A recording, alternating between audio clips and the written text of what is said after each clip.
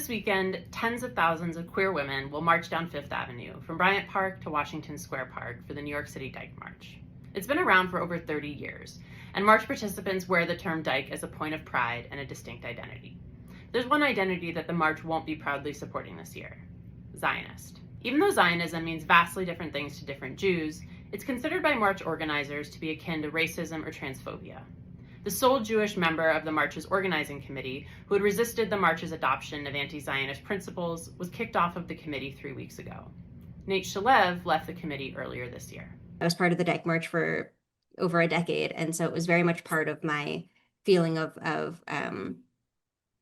who I was in the world, that I could be free, at least for this one day, and knowing what that meant, that kind of ability to walk down the street and not look over your shoulder and feel surrounded by dykes powers you through the rest of the year. It encourages you to say, I know that this exists in this one space, and so I know what it can mean for the rest of my life, and so not having that is very difficult. Up until now, the march has never taken an explicit political position. But like many organizations since October 7th, 2023, the march is facing increasingly complex questions around Israel, Palestine, anti-Semitism, and Jewish safety. Over the last 2 years of organizing, Jewish dykes have reported feeling unsafe and unwelcome.